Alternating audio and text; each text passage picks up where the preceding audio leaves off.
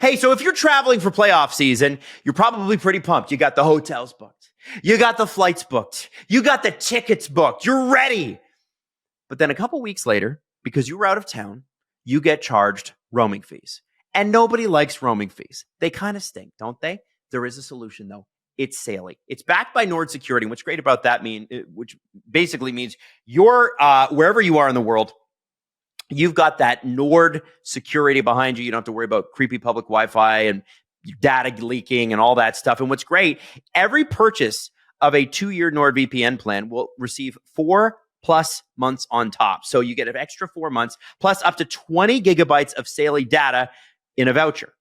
That's all 2-year plans, which is pretty sweet. Now, what I want you to do is I want you to go to saley.com/agentp. You get that exclusive NordVPN deal plus 4 extra months at Saley, SAILY.com/agentp. It's risk-free with Nord's 30-day money-back guarantee. So again, Saley.com/agentp. It's risk-free. And when you're traveling, it's risk-free there too. You know what you're going to be paying.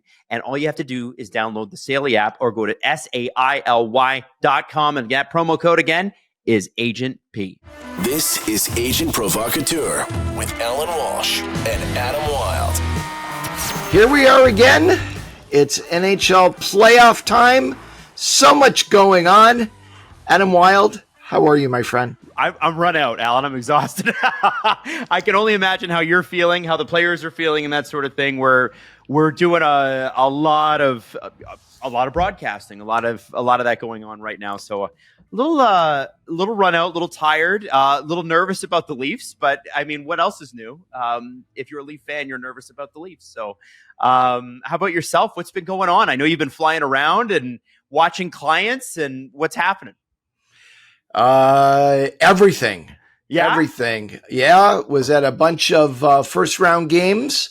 Was in Texas, in Frisco for the Under-18 World Championships. Yep. Have a lot of top NHL draft eligibles there, both for this year and underage kids for next year.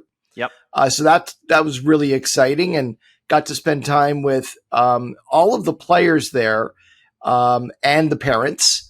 And also yesterday in Milton and Quincy, Mass, was Ray Shero's funeral and celebration of life. And that was particularly special. Obviously, we did the last episode we talked about Ray a lot and what a great guy he was. And you told some awesome stories. And, Ray, in true Ray style, obviously didn't want just a funeral. He wanted to do it Ray's way. So tell us a little bit about how it went as much as you can. So Randy Sexton, who everyone here knows, former GM of the Ottawa Senators and Florida, and worked with some other teams as well, worked closely with Ray in Pittsburgh, told a story that about 5 days before Ray passed, and Randy and Ray were the best of friends. Ray said in typical Ray fashion, no tears. I don't want any tears. I want laughing. I want happiness. I want telling stories. I want no tears.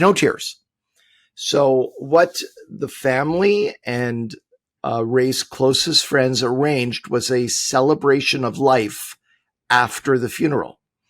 And it was set in a golf course ballroom where they had a really nice buffet lunch, open bar. And there were probably about 300 people there. Mm-hmm. People like Billy Guerin was there. Jason Botterill was there. Chuck Fletcher was there. Pierre Maguire was there. The whole crew that Ray has been lifelong friends with, starting in St. Lawrence University, before and after. And one by one, after a very moving video montage that started with Ray being interviewed on the ice in 2009 after winning the cup, talking about his dad and how Ray's name was going on the cup now with his dad's name as a second generation Shero. name on the cup. Speaker after speaker after speaker got up and told some hilarious stories involving Ray, about Ray and his life, where there were literally howls of laughter for almost 3 hours inside this room of people who loved him. And it was very moving because I had never been to anything like that before. It was almost like a roast in helping everybody who was there overcome their grief at his passing. And with his family, everybody got to sit there and hear some of these Ray stories that many people had never heard before. And it was a very touching afternoon. And I was honored to be there and hear those stories and get to speak with some of Ray's family and just all of us who loved him and who cared about him, having a chance to say goodbye in that way. I think that's really special, Allan. I'm glad to hear that. It sounds like a really great gathering of people, and I've never been to a celebration of life quite like that. But I imagine it's a lot of fun and kind of gives you. How do you feel leaving something like that, just generally? Because funerals can be so sad, and especially when nobody really knew. Right, kept this to himself. Right, so this is something where people are still grieving this. They didn't have the heads up that sometimes you do when there's an illness that is terminal. How did you feel leaving? Well, it's overwhelming how many people he's touched over the course of his professional life, how many people he mentored. If you start putting together the Ray Shero tree of people that he gave a break to in their entry into the hockey business and where they are today, it's quite astounding. Mm-hmm. And to have these people tell their stories about how they owe their break, their entry into the business to Ray, and then to hear other stories from people who've known, been lifelong friends of his. How did I feel on my way back to the airport and my 4.5, 5 hours on the flight back to LA last night, reflecting on all of it? It was nice to hear somebody remembered in this way so soon after their passing, and to be able to share all of that together in such a large group. It was comforting. It was comforting. Yeah. Therapeutic in many ways. And I'm glad that all the people who were so impacted by his loss got a chance to share their love for him with his family. Yeah. That really was a wonderful thing to be part of. That's really cool. That's really, really cool. I'm happy to hear that. Allan, I am going to be the host here and make an awkward transition. I never know how to get out of segments like this, so I'm just going to be honest about it and say I don't know how. But we are going to shift gears, and we're going to talk a little bit about the first round and some of the goings-on in it. I want to talk. I was going to start with your clients, but I'm going to switch this around. I want to talk about what the NHL will punish and suspend versus what they won't. And obviously, we had a two game suspension, which the NHL views as a 4-game suspension in the regular season. I don't know why they have to make that distinction, but they feel like they do. Aaron Ekblad got 2 games for the flying forearm/elbow into Brandon Hagel's head. Obviously, Brandon Hagel earlier suspended for a rough hit on Sasha Barkov, and there was some talk about Matthew Tkachuk and the Jake Gensel hit, all from that same series.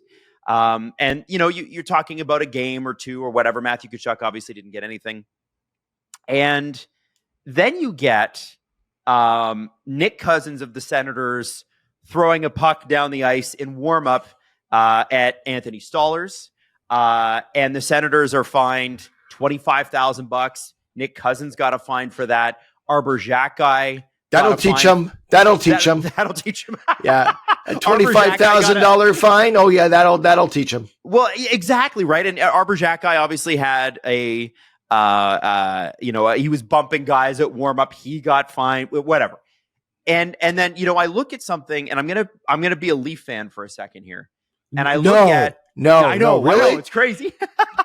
I look at what happened with John Tavares in Game 4, and I'm not saying that Artem Zub is a danger or a menace. He's a very good defenseman, but he did bean Tavares in the head.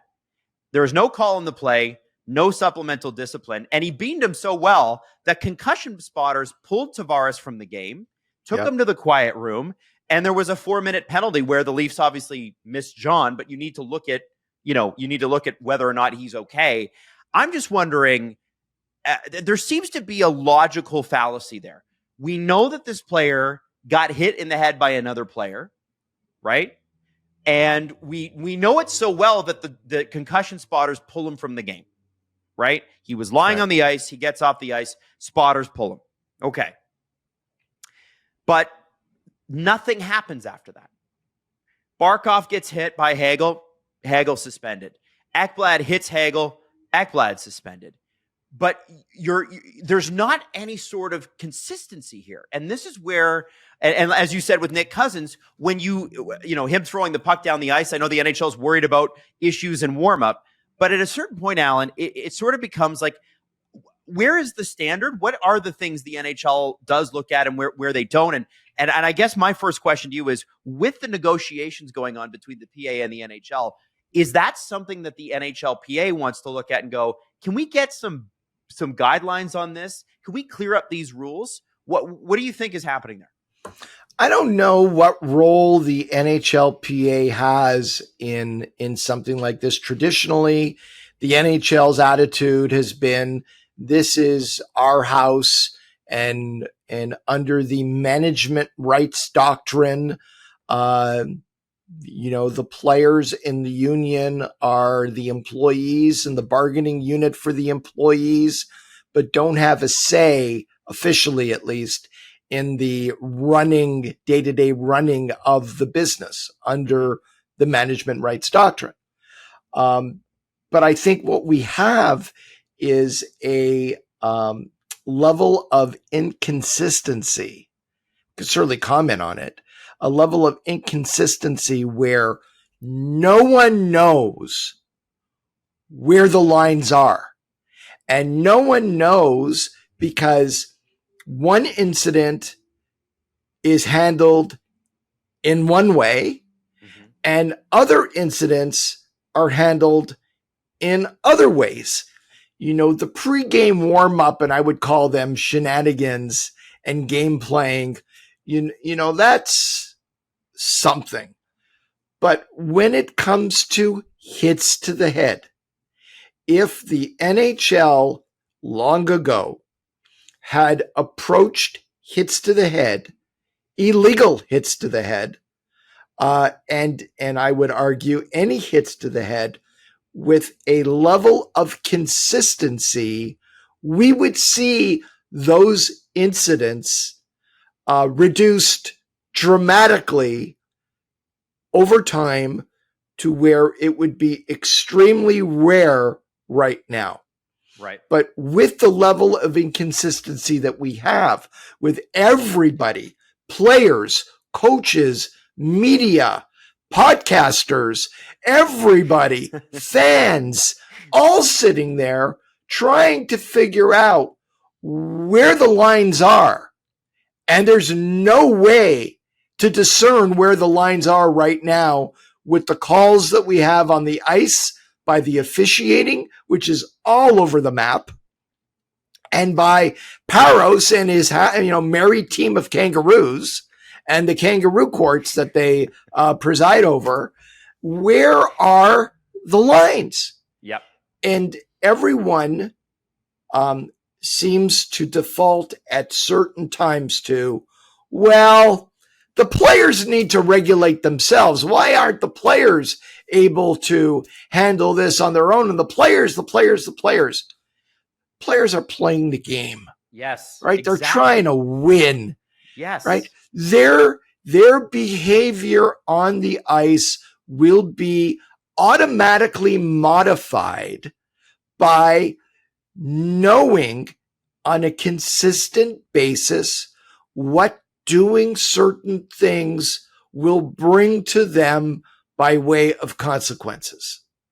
And that is the way forward, and the league still hasn't figured it out. I've watched these games, and I hate the immediate default to, oh, the refs suck, the refs are bad, the officiating is terrible. Yeah. That's an old story. It's so easy to default like that, especially when the team you're rooting for, gets jammed on some calls in an important game. Believe me, I get it. But I'm not going into the games rooting for one team over the other.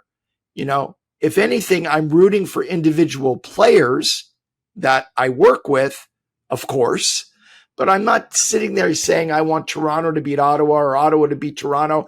The refs blew a call against Ottawa. Ottawa got chipped, and this is outrageous. But the officiating in the playoffs has been terrible, right? And I hate to be that guy. I hate to say that, right? Because I'm not rooting for anybody. But the inconsistency in everything you just brought up starts with the officiating on the ice. Yeah. And then is followed up by the Department of Player Suspensions and what they're supposed to be doing, which they don't do. Yeah. Right. So it's an institutional failing. And until the NHL, and it's not on the PA to do this, it's not on the union to take a stand on this. It's the league. It's the people running the league. Shake your head and start doing it right. And we won't be talking about this all the time because I don't want to talk about this. Well, and this is the thing. It's boring to talk about it, right? It doesn't make for great podcasting, doesn't make for great media. It's boring. It sucks. Nobody wants to hear this anymore. I'm just curious, Allan, if the NHLPA doesn't take a stand, who will?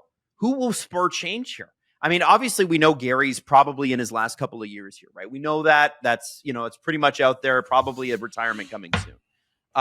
Probably to be replaced, at least in the interim, by Bill Daly, which is an extension of Gary. And then whoever they end up choosing as the long-term commissioner, if the PA doesn't say, hey, can we get some clarity on some of this stuff? Who will stop this? Who will change this? Because the NHL certainly doesn't seem to want to. It's a great question. I think that the motivator for this has to come from fans and sponsors, which directly impact revenue, and maybe some owners who would take a more proactive role in pressing the league for consistency.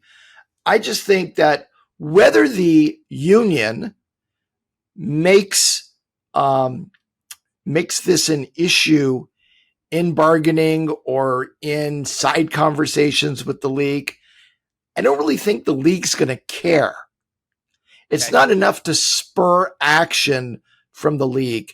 But if they start hearing it from sponsors, fans, and other owners, I think that is where they'll begin to look at this more seriously and say, hey, maybe we need to draw some lines here and have more consistency in the way the games are called, and especially what will garner a look and possibly a suspension going forward. The NHL has clearly signaled what it values in some of these punishments, right?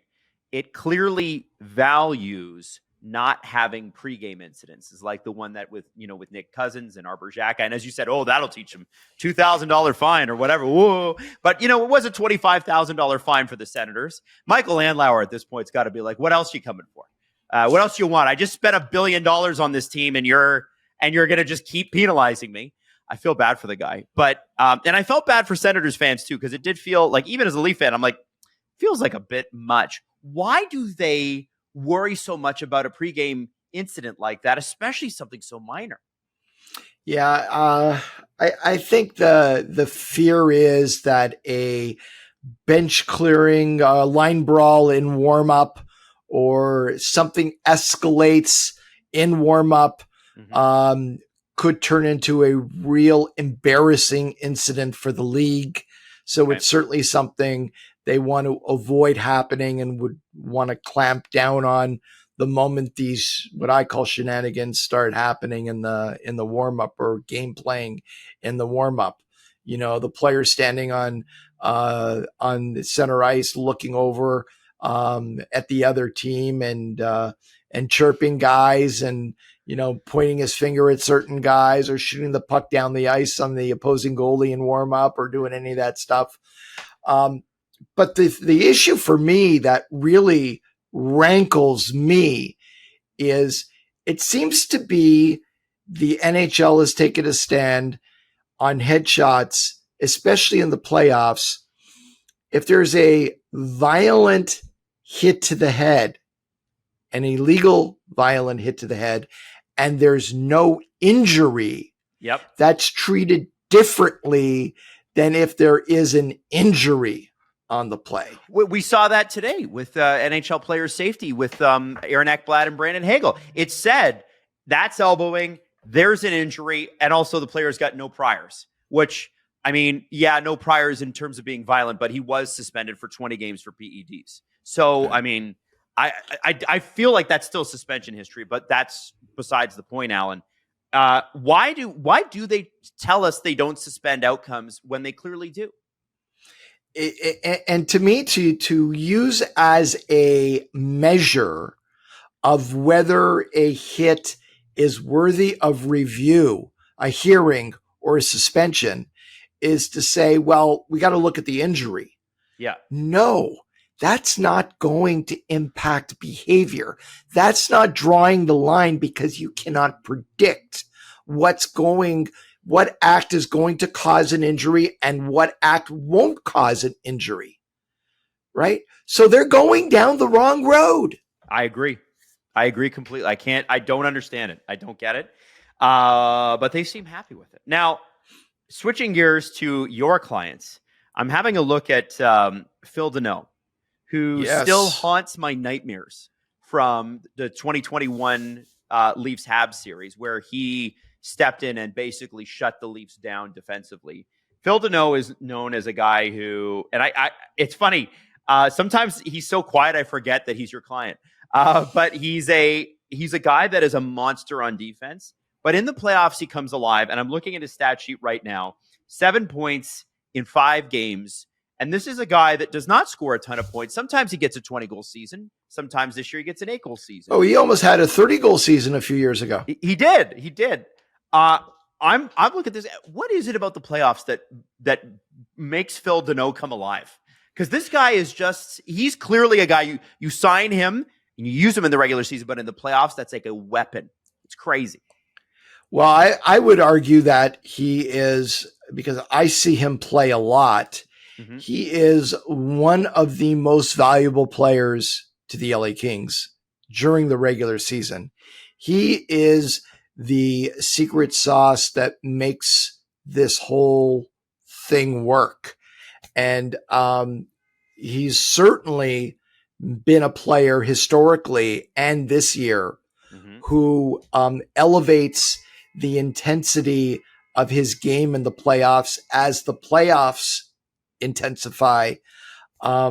He's somebody who, it's so many different things he does. His percentage winning draws. I think yesterday's game in LA, game 5, he was 70% on draws. Yep. He was tied for most hits amongst club forwards with 6 hits in the game. He is the guy out there, playing over 20 minutes a game, winning draws in the D zone. He's out there when the game is on the line, when things count most. He is a workhorse on his line, but what really makes him, to me, like as I've gotten to know him and grow really close with him, is he is all about winning. It's part of his DNA.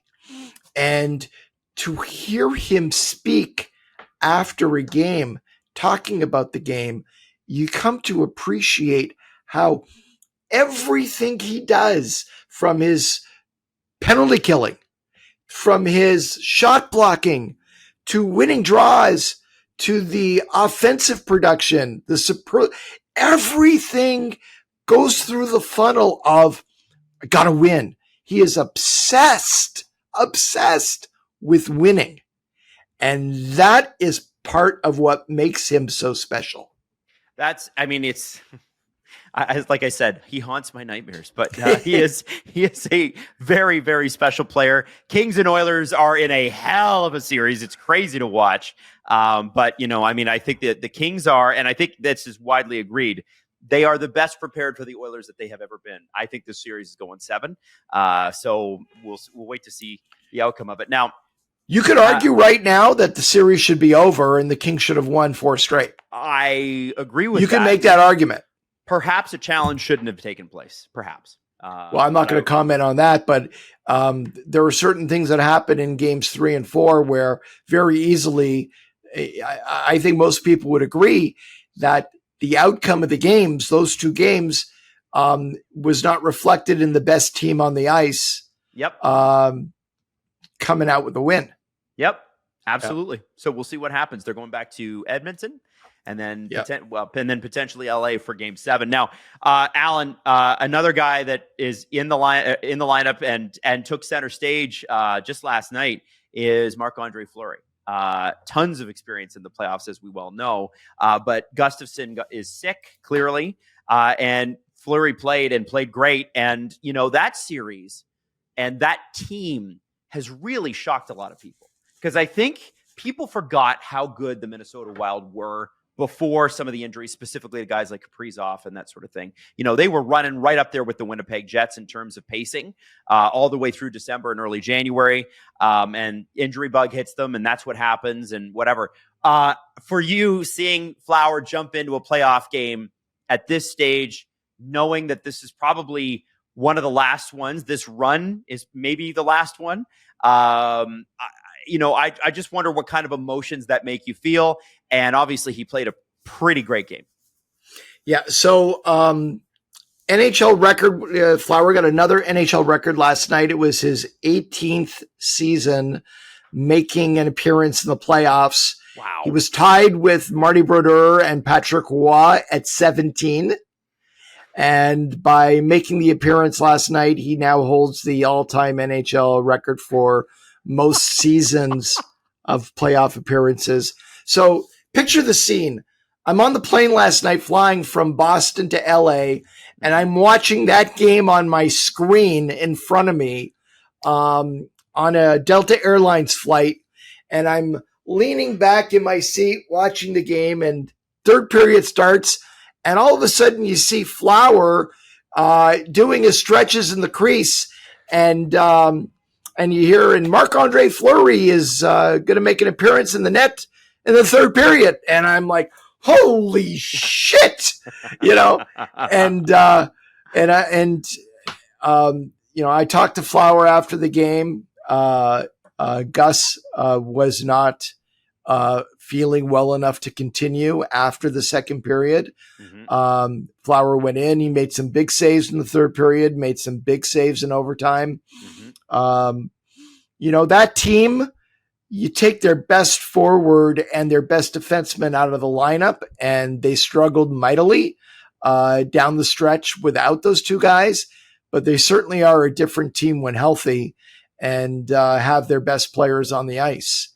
Yeah. And it was great to see Flower in the net. They're down now 3-2. And from a melancholy, whimsical moment thinking about it. That might have been the last ever NHL game that Marc-Andre Fleury plays. That's crazy to think. And looking at his playoff numbers, this stat sticks out to me. Of the 170 appearances he's made in the playoffs, 166 are starts. So, it just speaks to the longevity of him as a goaltender. I mean, that's more than 2 NHL seasons, regular seasons of starts in the playoffs alone. And so what you saw last night really has only happened 4 times before, or 3 times before this. Like that's crazy. Like, what's also crazy is like his save percentage in the playoffs, career save percentage is a 911. This guy's a gamer. It's crazy when the amount of games, the success he has had. Very, very cool. And I want to move on to the Leaf series, the Leaf Send series, because you got 2 guys in that. They're both veteran guys, and they're both total bastards to play against, which I love. Marc, we got Max Pacioretty, gets in the lineup, instantly leads the team in hits, which is great. And David Perron is ferocious out there. And again, as a Leaf fan, I don't love it. I wish you'd call him and tell him to tone it down. But he's another weapon out there. What's it like seeing those guys at this point in their career being such a factor for their teams? Well, you probably saw the quote from Max before last game where he said, you got to be prepared to go out there and die on the ice for your team. Yeah. That's quite a quote. Max, when I started initially discussing Max with Brad Treliving in the summer, the one thing that Brad kept coming back to in our discussions was, I am signing Max. Yes, he can be a great addition to our lineup during the season, but he's the guy we want in our lineup in the playoffs. He's a playoff kind of guy. His game is styled perfectly for the playoffs. Mm-hmm. And he's been in the lineup and making an impact. Right. Bringing big hits that change the momentum of the game, bring an element of physicality that the Leafs need. And, Max has been great. And David Perron, just he's, I always have a fondness for David because he's the first guest we ever had on our very first show. Yeah. And he was excellent. And you see the skill level and you see, but he's such a nice guy in person, Allan, but you see him on the ice and he is scary to play against. Like, he's just in your face all the time. You ever talk to him about where that comes from? David and I have had so many lengthy conversations lasting hours together over our lifetime together. It's what I find with guys is that it's either in them or it isn't. Mm-hmm. And with David Perron, it's in there times 20. He's just an ultra competitive person. And whether it comes from his dad or his playing hockey with an older brother, mm-hmm. He's got that drilled into him. It's part of who he is. And if I ever, found myself in a foxhole, I want David Perron right next to me because he's that guy. He's just a monster. Yeah. Well, if you listen to what people have said about him, mm-hmm. There was a very interesting segment on Hockey Night in Canada during this series where Newsy, his former head coach in Detroit, talked about a lot of things. He said a lot of great things about David, but the crux of it was all the players on the team were coming in, forwards were coming into my office wanting David on their line. Wow. Oh, yeah. Yeah. There is no greater compliment that you can make than saying that other players are coming in saying, I want to play with him. I want to play with him. That's David Perron. And if you go back and you listen to the very first episode of Agent Provocateur, David Perron talks about being at his first training camp and pissing off Keith Tkachuk, who was with the St. Louis Blues, and then some at practice because he was too in his face during practice. Perron was a young man, Tkachuk was a vet, and now he's playing with Brady. It's kind of neat, man. It's such a wild thing how the NHL works. It is really just a small family. Another guy I want to talk about, Allan, is Radek Faksa of the St. Louis Blues. I mean, this is a guy who was a part of a Blues team that is not supposed to be here. They're not supposed to be in the playoffs. They were supposed to sell at the deadline. Doug Armstrong, another friend of the show, said, no, we're going to keep our guys. They won 12 straight. I don't think he could have planned for that, but they did make the playoffs, and they went down 2-0. And what's amazing, and as of this recording, is that they're in the series at all, because I don't think a lot of people gave them much of a chance. They've come roaring back. The 2 games at home for St. Louis were domineering, and it seems like they've gotten in the head of the probable Vezina winner in Connor Hellebuyck. When you watch that series and when you watch that team and Radek's role on it, what do you think about do they remind you of any other teams you've seen in the past? And what do you think his role on that team is for people that maybe aren't watching the series as closely? I'm going to expand that to include Radek and Nathan Walker, who play together on the same line, and both clients. But those 2 guys, it's funny because I've talked to a lot of people about the Blues in the last little while, and the way they've been put together, they don't have a traditional first, second, third, and fourth line. They've got what some people would argue 2 second lines and 2 third lines. Yeah. They don't really have like a traditional dominant first line of stars. They're really more on any team. The players in their top 6 could be top 6 anywhere, but most likely second line top 6 as opposed to top line guys. And their third and fourth lines are basically 2 third lines. And with Toropchenko, Faksa, and Walker, that line does they do all the heavy lifting. I mean, those guys are on the ice for bigger minutes than any fourth line. They're playing a key role.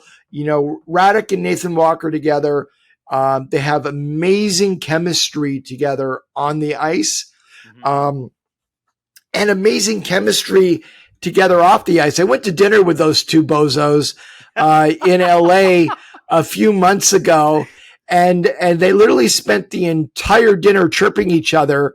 I was almost in tears laughing at these 2 guys making fun of each other the entire dinner. And it was hilarious to hear some of the things they were saying about the other one. And it came from a place of, you can see how much love they have for each other and how much they enjoy playing with each other. And that has been a huge part of the Blues' success this year. There seems to be a dressing room that's very tight generally. Yeah. Like they seem to like each other. Yeah. It's kind of good. Not every dressing room does, as we've seen certain teams this year. And keep in mind, they had a coaching change mid-season. Yes. What do you think? I don't know if you can comment on this, so I'm just going to ask the question. What do you think Monty's brought to that dressing room? Stability. Okay. Yeah. Is that his strength? Like, what is it about Monty that makes him special? I think there's a certain level of stability, and he's certainly brought accountability to the team. And I think that Drew Bannister was a very good coach. Very good coach. But Doug Armstrong has a history of wanting strong personalities behind the bench. And I think when Monty became available, it was almost inevitable that Doug would jump at that opportunity to get him behind his bench. Right. Okay. Now, I got a couple other topics I want to hit, because now that I got you, I'm keeping you here, Allan. One of the things, because I know you've been busy, we're going to talk about some of your newer clients a little bit later, and as in people that names we should get to know going into the draft. And one of the things that I think has been one of the most. So I'm gonna go to that in a second. I almost went into it there. I'm not going to do that. I want to talk about the NBA and their commissioner, Adam Silver, and his conversation about how in-market NBA games, regionally blacked out games to people that are, not in the industry, are keeping the NBA trapped. He said, I hate to make it so negative, but local game broadcasts are caught in legacy media, which is rapidly declining. And our young fans in particular, we used to talk about cord cutters. They're really cord nevers. It's not a part of their lives to buy cable. And so the local situation, by definition, will then get even worse. And he's talking about NBA ratings being down this season, and they were really down 2% across ABC, ESPN, and TNT, which is a problem. 2% is a lot, especially when you scale the way the NBA does. But 13%, they're down 13% in local broadcasts, along with cord cutting. The movement of RSNs to higher and more expensive cable tiers is impacting viewership because it's more expensive to watch games than it ever has been before. And, then we add, Allan, and this is a secondary piece, TNT in the NHL not sending broadcasters to games, specifically games that feature Canadian teams. Because of the cost. Because of the cost. Right? There's no other reason. Right? I was talking to people in TNT who will go nameless, and it's like, well, we'd have to pay for a production truck to go up there. Do you know how much that costs? I don't. No, does it matter? It shouldn't. It doesn't matter. You're broadcast. You're a rights holder of a $7 billion industry. Right. You're the rights holder, the broadcast rights holder in the playoffs, and you're talking about the cost of a production truck? Yeah. And by the way, Allan, there are production trucks present anyway. There are trucks there. Like, this is the part that blows my mind. So I've been in those production trucks. I was with the Amazon one a few Mondays ago, probably 6 or 8 weeks ago, when we were on the Monday Night Hockey broadcast for Amazon. And it's amazing the work that those people do behind the scenes. It really, truly is. Yep. The equipment, though, is there and readily available. And the trucks are going to be there anyway. Even if you flew the announcers in and had 2 sets of announcers, one Sportsnet, right, because they're the Canadian rights holder, one TNT, all running off the same truck. I'm not sure how possible that is, but I think it's doable. You can cut the costs. What is it with? We'll get into the legacy media thing in a second. What is it with that really, like, is the NHL not making a call on that and going, hey guys, we sold you these rights. You have to do right by us here. Well, I think it was negligence on Gary's part to not insert language within the broadcast rights holder agreement that at least for television, they are required to send their play-by-play color and at least one other person live to the games. Yes. Yeah, how do you not have just broadcasting off a screen is so limiting. Oh. It is so limiting to providing the story behind the story of the game that you're telling, mm-hmm. right? By just limiting it to the corners of the screen and not being in the arena, not being part of the in-arena atmosphere. It boggles my mind.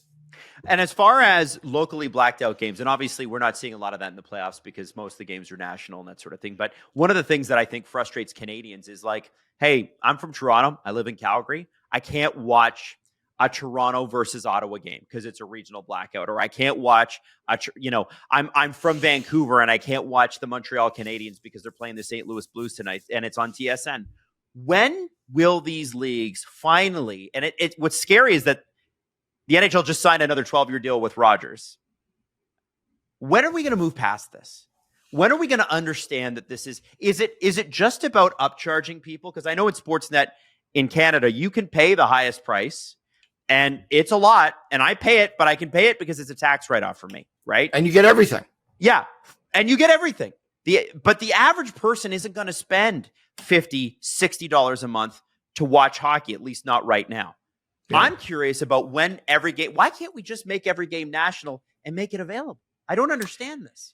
Well, I think that as legacy media continues its death spiral, and people, more of the cord cutters move on, and we have more and more cord nevers. Yep. The leagues are going to, going forward, start doing more deals with either free TV, yep, or everything will be available to everybody via streaming. That's ultimately where it's going to go. And I don't care how long these deals are done for, there is going to be a reconfiguration of these deals, taking into account the reality of where the consumer of this content is going to reside. Right. Right? Right. Like, you cannot have all of your games blacked out or available only on top tiers when nobody's there anymore. And as we saw with the NBA, and the reason I wanted to get that part in is when you are in those top tiers, if it's that expensive to watch, ratings will go down, which means it's less profitable for the networks. The advertisers don't want to buy it because the way it works on the advertising side is they'll be estimated an audience. If it comes in 15, 20% under, well, then they got to be comped, right? They got to be in another game that maybe they don't want to be in. And it starts a whole crazy cycle. At some point, we just have to find a tier that sort of works for everybody where you can watch everything. Because the other side of this, Allan, and nobody wants to talk about this side. Nobody mentions it because you can't mention it on traditional media. They don't like you talking about it. And I know this because I worked on traditional media. They don't like you talking about it because they don't want to encourage it. And the issue is every game is available for free and it's super easy to pirate. Let's just call it what it is. It's right. Steve calls it YARM 80 plus. That's the subscription service. It's just pirating. And it's so easy to steal this stuff. And it always will be. Most people don't want to steal. They want to pay. But if you make it that expensive, you're encouraging them to steal. Why can't we sit these guys down and go, listen, guys, here's the tier. Here's what it is. Let's make it easy for people to pay for this. Why has this not been a major push over the last 5 years for all of the leagues? MLB, NFL is outrageous to watch if you live in the States. In Canada, it's not so bad. Where's the disconnect here? It's taking immediate dollars out of the league's pockets and showing a lack of vision for where the reality of the business, media business will be, broadcast business will be in 5, 6, 7, 8 years. Mm-hmm. And they just keep pushing it into the future until reality slaps them in the face. But they're clearly not willing to take a step back revenue-wise. Now it's like, we can get it. Who are we to say no? And it's about revenue, not about doing what's right for the fans. And that's the reality of our business.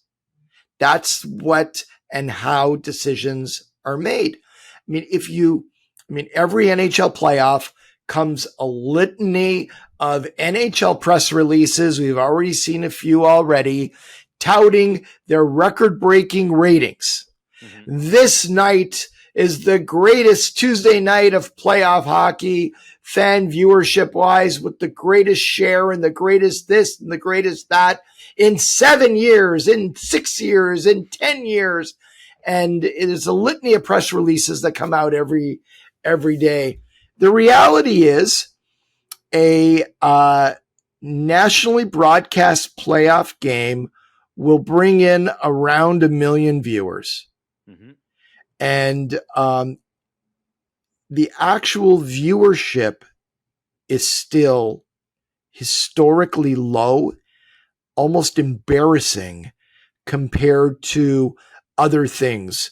When you have, and I'm not disparaging anybody, but when you have, for example, high school basketball or college softball generating numbers that compete with NHL hockey, that's concerning. Yes, It's not like concerning. there's not competition. And That's the people thing. There's don't want- competition from other sports. Exactly. And people don't want to talk about that. They want to ignore it. The leagues want to ignore it. The broadcasters themselves want to ignore that. Mm-hmm. Yeah, well, I mean, they have a billions of dollars interest in ignoring it, I guess. I look at it like, I look at what the AHL has done with Victory Plus. The CHL in Canada has its own sort of streaming service, all very affordable.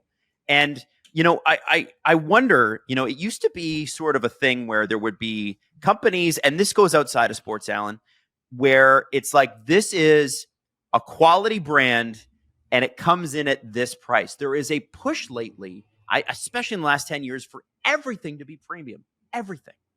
And at a certain point, if you could just be the blue collar sport, right? If you could just brand yourself as the everyman sport, you would win audiences. But everybody's pushing for that top 5 or 10%. And I think there's a lot more money in the 90% if you scale it. But you have to do that. And I don't know. I guess none of the 4 major leagues want to do that. The MLB is a mess in terms of what their broadcast, their broadcast deals and the ESPN thing and whatever. I'm just wondering what this looks like. And with the Rogers deal kicking in, we're paying, I think for Sportsnet Plus, it's $35 to $40 a month or something. That's going to double. Like nobody's talked about. It's going to double. It's going to be $100 a month. No question. And then they're going to get advertisers on top of that. And it's so crazy, Allan, the amount of commercials, it's mind blowing because there's sometimes Sportsnet comes back from commercial break. They'll play a shift and then the announcer has to stop talking so they can run a 5-second or a 10-second ad and then back to play. I'm not sure if that's happening in the States too. I can't even believe it's allowed. And when they make those big pronouncements on LinkedIn or whatever, so it'll be like X game got this many viewers. Wow, 1.2 million. That's crazy, right? And it is. That's great. Their estimates for that were 1.4 million. So what they told advertisers was, we think we're going to get 1.4 million. They get 1.2. They put out a press release and go, look at how great they are. Meanwhile, they got to call clients and go, I'm sorry, we underperformed. We're going to have to give away a bunch of free spots for you. And exactly. There's credits. There's credits they have to issue going forward. I hear it from clients. I hear it. Right. And they're pissed about it. They're not happy about it. They want to buy what they've been sold. And I think it's just maybe we're getting too much in the weeds here, but I just feel like. But here's the bottom line. You've got the most compelling game out of any of the sports. And I don't want to hear from NFL fans and MLB fans. All your sports are great. There is nothing like NHL playoff hockey. No. The games are bananas. They're spellbinding. They're dramatic. And they don't tell the stories. They don't tell the stories of the players. I have personally, over the last many years, converted fans to become hockey fans by just imploring them to sit down and watch a playoff game. Yeah. And they're like, holy shit, this is amazing. Do you remember when Tony X on Twitter watched his first playoff game and he was like, man, you guys have been hiding hockey. And he's like a huge sensation still to this day. And Allan, I think you're right. It's a crazy sport. What do they always say? Steve always says best sport, worst league. And maybe that's not entirely true, right? It's snappy, but there's so much more that can be done, I guess, to reach other people. And I'll tell you as a creator, Allan, there are so many things that the league could do, not just with us or our competition, but I'm talking about creators in general, allowing people to run highlights rights. And people, the local broadcasters and the traditional broadcasters like, whoa, wait a second. We paid for the rights.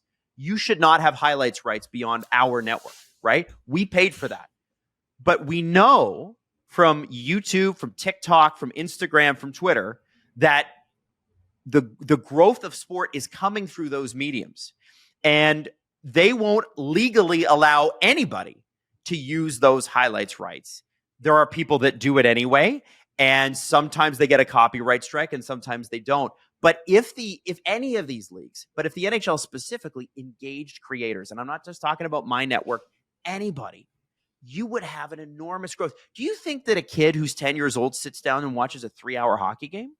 Never. Right. Never. They're sitting there, they're watching highlights on YouTube.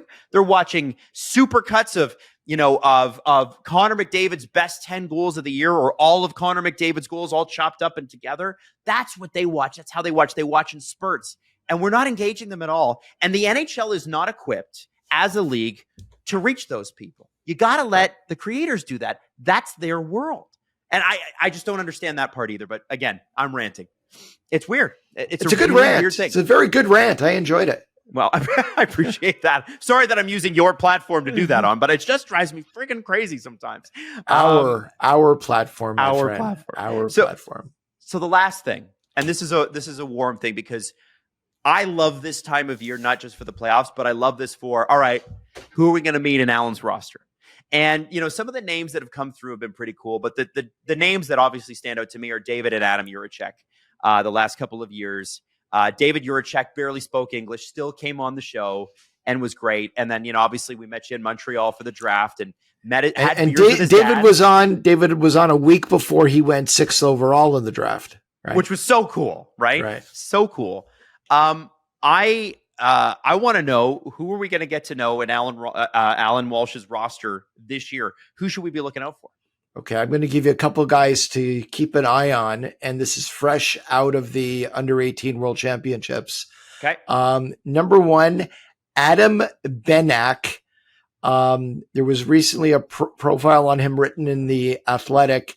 Probably the fastest player in the draft this year. The most skilled player in the draft this year. This kid is an absolute phenom. And I am not exaggerating. He broke the record for the most points ever scored at the Hlinka. Over 2 years, it was something like 20 some odd points. He had 6 points in 3 games at the Under-18 World Championships. He played in the USHL this year with Youngstown. He was finalist for Rookie of the Year. He was named to their second team. He was named a second team All-Star. And the one knock on him is he's about 5'8". So if you consider that a knock. Other than that, if Adam Benak was 6'1", he would be in the conversation for top 3 overall in the draft. But I've gotten to know this kid and spend some time with him. Wherever he's drafted, whether he's drafted in the first round, he won't go any lower than second round. This kid is going to play. And as one NHL GM who really likes him told me, Allan, he's a really, really good player, and we need good players, and good players play. Okay. And as I said, Cole Caulfield, 5'8", doesn't matter. You can make it. Another player to keep an eye on, and he had a great night with him and his family for dinner in Texas. Mons Goose. Love this name. Goos. Already an all-star name. And the Goose Man is a 6'6" goalie with Sweden. Yep. Playing great at the World Under-18, had an awesome season back in Sweden in the league there, and really bright future. He's the 4th highest rated goalie. He's ranked number 4 on the central scouting list for European goalies, and will certainly be I'd say a top 3 round pick in the NHL draft. And the other player I would keep an eye on is, and who will be introduced to the casual hockey fan sooner than later Mm-hmm. is David Lewandowski. Okay. He's a German forward, very much in the JJ Peterka mold. Played this year with Saskatoon in the Western Hockey League. Had a tremendous season. Playing great at the under 18 World Championships right now. We're going to see him in the World Juniors next year, and also think he is very likely a second round pick in this year's NHL draft. That's very exciting. Very, very exciting. You do have like a Olympic level names that you work with. Yvonne. Remember Marcel. Mons Goose is such a great name, and great guy apparently too. So very much looking forward to seeing them. Allan, thanks so much for today. Really appreciate it. Let's catch up in the early second round. What do you think? Absolutely. This has been Agent Provocateur with Allan Walsh and Adam Wylde. Follow Allan Walsh on Twitter @WalshA. Subscribe wherever you get your podcasts by searching Agent Provocateur and hitting the subscribe button. YouTube.com/SDPN.